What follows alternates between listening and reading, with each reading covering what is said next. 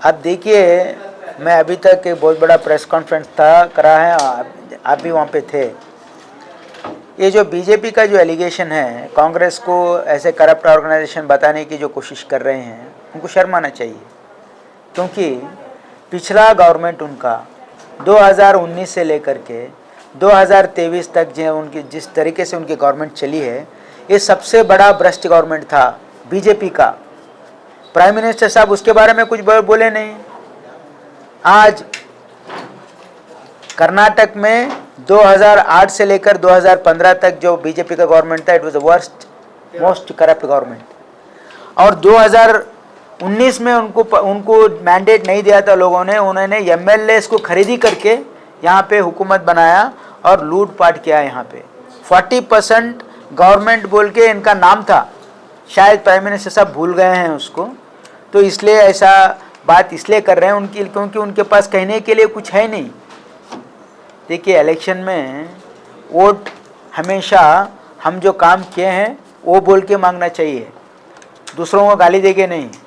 अरे भाई, तुम्हारे गिराबान में झांक लो ना, पहले क्या करे हैं तुम। तुम्हारे सरकार में इतना भ्रष्टाचार था, हाँ, तो न इसको येडियुरप्पा को क्यों हटाए तुम? करप्ट है बोल के हटाए, फिर भी बम्बई गवर्नमेंट में भी 40% करप्शन था। तो पहले अपने गिराबान में झांकना चाहिए कि अपने गवर्नमेंट में कितना करप्शन था। वो पूरा हिस्ट्री में कभी नहीं हुआ कर्नाटक में। पूरा कर्नाटका का जो मान मर्यादा है वो पूरा दिल्ली में हराज करे से वाले बीजेपी लोग हैं, और उनको भी मालूम है ये बात। उनके पास कहने के लिए कुछ नहीं है। ठीक है, चलो क्या बताया उन्होंने कल्याण कर्नाटक के लिए, बीजेपी और मोदी का क्या कंट्रीब्यूशन है, हम बताते कांग्रेस का क्या कंट्रीब्यूशन है। हमेशा कांग्रेस पार्टी दूसरों को गाली देके वोट नहीं मांगती। हम हमारा अचीवमेंट्स बोल के हम वोट मांगते हैं। आर्टिकल 371J मल्लिकार्जुन खड़गे साहब कांग्रेस ने किया। यहाँ पे मेडिकल कॉलेज, यस hospital, central university, Jayadeva hospital, super speciality hospital, trauma centre, यहाँ पे कैंसर हॉस्पिटल, कौन करे ये सब? बीजेपी करा है। गुलबर्गा शहर में मेरा चैलेंज है, बीजेपी का गवर्नमेंट 12 साल हुकूमत करी है इस राज्य में, एक उनका एक निशाना नहीं है। गुलबर्गा में 5 साल उमेश यादव कहाँ था किसी को पता नहीं। नरेंद्र मोदी इंट्रोड्यूस करना पड़ा उनको, ये उमेश यादव है बोल के। लोगों को मालूम ही नहीं कौन है उमेश यादव, कहीं आया नहीं, गया नहीं, कुछ काम किए नहीं। सर, थोड़ी देर पहले आपने बोला कि काउ विजिलेंट एंड हिजाब के बारे में बोला, तो इस हिसाब से आप मोदी जी को क्या सेकुलर प्राइम मिनिस्टर मानते हैं? देखो, पूरा देश को मालूम है बीजेपी 10 साल की जो हुकूमत में डेवलपमेंट के नाम पे उन्होंने यहाँ पे कोई मुहिम नहीं चलाई। सिर्फ़ और सिर्फ उन्होंने यहाँ पे देश में लोगों को बंटवारा करने का उनका साजिश था। पिछले गवर्नमेंट में भी ये जो चला है, जो हमारे सेक्युलर हमारे जो यहाँ पे स्टेट है, इसको बांटने की कोशिश किया उन्होंने पूरा यहाँ पे लॉ एंड ऑर्डर कोलैप्स हुआ था।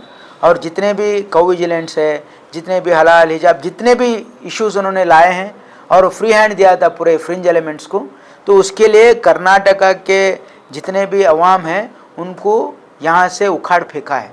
सर, डायनेस्टिक पॉलिटिक्स की बात करें नहीं है वो बोलने की। देखो, ये बहुत एपरेंट है।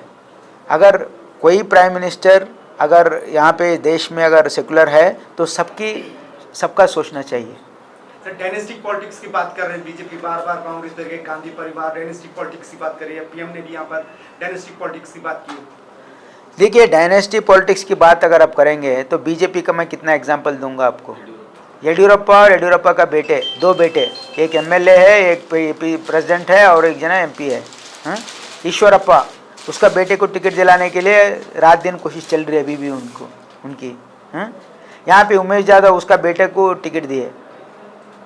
यहाँ पे डायनेस्टी पॉलिटिक्स शुरू हुआ बीजेपी से। बीजेपी और जेडीएस ही सबसे बड़ा डायनेस्टी पॉलिटिक्स है। कांग्रेस में तो अभी दूसरों को, आम लोगों को आने का चांस है। बीजेपी में और दूसरे पार्टी में जेडीएस में तो 1% भी चांस नहीं है। इलेक्टोरल बॉन्ड्स इन दिनों काफी चर्चा में है, जिस तरह से बताया जा रहा है। अमित शाह कह रहे हैं कि अगर से बीजेपी के पास 302 एमपी होने के बाद 6000 करोड़ का अगर से चंदा मिलता है तो इसमें ताज्जुब की बात नहीं। अगर से यही तादाद कांग्रेस के पास होती या उनके पास होती तो ये 10,000 12,000 करोड़ 18,000 करोड़ से ज्यादा का मिलता। 302 और कई स्टेट्स में बीजेपी की गवर्नमेंट है, इसके बावजूद भी 6,000 करोड़ मिले हैं। तो इसमें ताज्जुब की बात नहीं, है, सवाल कांग्रेस अगर से इस पोजीशन में होती तो 20,000 करोड़ होते। ताज्जुब की बात है। क्यों? इसलिए मैं कह रहा हूँ, अगर आपको एक पॉलिटिकल पार्टी को किसी गैर मकसद से क्या कोई मकसद के बिना अगर पैसे देते हैं तो हम उसको वेलकम करते हैं, लेकिन यहाँ पे ऐसा नहीं हुआ है।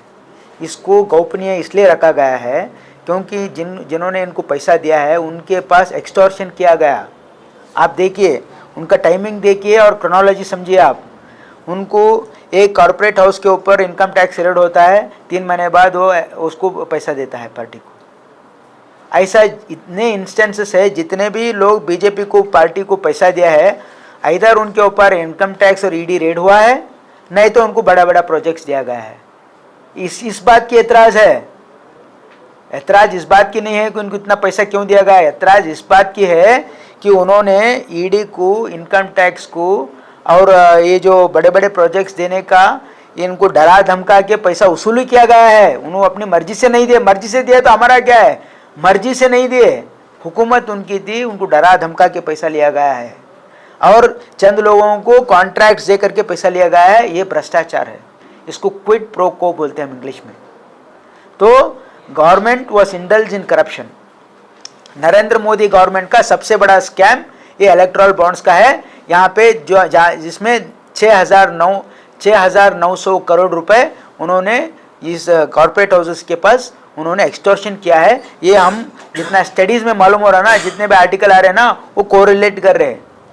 ये कंपनी के ऊपर ऐसा इनकम टैक्स रेड हुआ, उन्होंने इतना पैसा दिया, डेट्स भी दिए हैं। आप देखिए, पूरा प्रेस पेपर में आ रहा है ना अभी। सर, जिस तरह से बीजेपी कार्यकर्ताओं में होश उल्लास देखा जा रहा है, जोश देखा जा रहा है, प्राइम मिनिस्टर जिस तरह से बॉडी लैंग्वेज से फुल कॉन्फिडेंस से बात कर रहे हैं, मगर दूसरा अगर से कांग्रेस में नजर नहीं आ रहा। हम होश खोने पर, जो जोश में होता है होश खो बैठता है। अभी मैं इतना 2004 में इंडिया शाइनिंग कितना बड़ा कैंपेन हुआ था मालूम है आपको? जैसा कि अभी बीजेपी आ ही गया, क्या हुआ हश्र? हमेशा हमारे देश के लोग बोलते नहीं हैं, कर दिखाते हैं। तो हम लोगों के पास सच्चाई बताने जा रहे हैं। ये लोग सिर्फ ईडी, इनकम टैक्स यूज़ करके यहाँ पे जितने भी कांग्रेस के नेता और दूसरे पार्टी के नेताओं को डरा धमका के पार्टी में लेके उनको कैंडिडेट बना रहे। उनके पास कैंडिडेट नहीं है। हमारे पास, हमारे कार्यकर्ता में उल्लास है, वो हम दिखा रहे हैं लोगों के जैसा। इलेक्शन में जब डिक्लेयर होते, कैंडिडेट मैदान में आते, जब मालूम होता आपको। सर, मोदी जिस तरह से करें, अब की बार 400 पार, अब की बार 400 पार, क्या ये पॉलिटिकल अपोनेंट्स के साइकोलॉजी से खेलने की तो कोशिश नहीं है इसे? नहीं, ये तो देखो, it's only A political campaign. इसको मीडिया के थ्रू अब के बार 400 पार जो बोल रहे हैं ना, हमारा नारा यही रहा है। देश का नारा क्या है? अब के बार पार्लियामेंट के बाहर। बीजेपी अब के बार पार्लियामेंट के बाहर होने वाला है। सर, CAA के बारे में भी काफी ये चल रही है। ऐसे टाइम पे CAA देखिए, CAA बस इलेक्ट्रल बॉन्ड की जो फटकार पड़ने के बाद उसको अटेंशन डाइवर्ट करने के लिए CAA लागू किया गया, लेकिन उसका क्या इम्पैक्ट नहीं रहा इस देश में। तो किस कांग्रेस का क्या इसमें मौक़िफ़ रहेगा? देखिए, हमेशा कांग्रेस यहाँ पे हर आदमी का, हर मज़हब के लोगों को प्रोटेक्ट करने का हमारा फ़र्ज़ है। तो इसलिए ये जो बीजेपी कर रहे हैं ना, ये पॉलिटिकल मकसद से कर रही है, not in the interest of the state. Sir, जिस तरह से डॉक्टर उमेश यादव का नाम ऐलान हुआ गुलबर्गा लोकसभा से, कांग्रेस कब अपने कैंडिडेट का ऐलान करेगी? क्या डॉक्टर मल्लिकार्जुन खड़गे इस बार फिर कॉन्टेस्ट करेंगे? नहीं, उसका तय तो कांग्रेस पार्लियामेंट्री कमेटी करेगी, कांग्रेस सेंट्रल इलेक्शन कमेटी करेगी। वो 20 और 21 तारीख को बैठने वाला है, तो वहाँ पे निर्णय होगा। आपकी तरफ से भी कुछ रिकमेंडेशंस वगैरह गए थे पार्टी? नहीं, हमने भी अपने ओपिनियंस दिए हैं। सभी MLAs हमारे कॉन्स्टिट्यूंसी गुलबर्गा पार्लियामेंट्री सेगमेंट में जितने भी MLA सेगमेंट्स हैं, हमारे डिफरेंट कैंडिडेट और इलेक्टेड MLAs अपने अपने ओपिनियन दिए हैं। आपके नाम से कोई, आपकी तरफ से कोई नाम रिकमेंड हुआ है सर? नहीं, ऐसा तो नहीं है। हम जो बोलना है बोले हैं उनको। तो ऐसा सुनने में आ रहा है सर, राधाकृष्ण दुड़मनी। हाँ, हम रिकमेंड किए हैं। अगर मल्लिकार्जुन खड़गे साहब किसी वजह से कंटेस्ट नहीं करना चाहती या पार्टी उनको दूसरी जगह इस्तेमाल करना चाहती है पूरा देश में, क्योंकि वो कांग्रेस के प्रेसिडेंट है, तो अल्टरनेटिव नाम राधाकृष्ण जी के दिए हैं। Okay, thank you.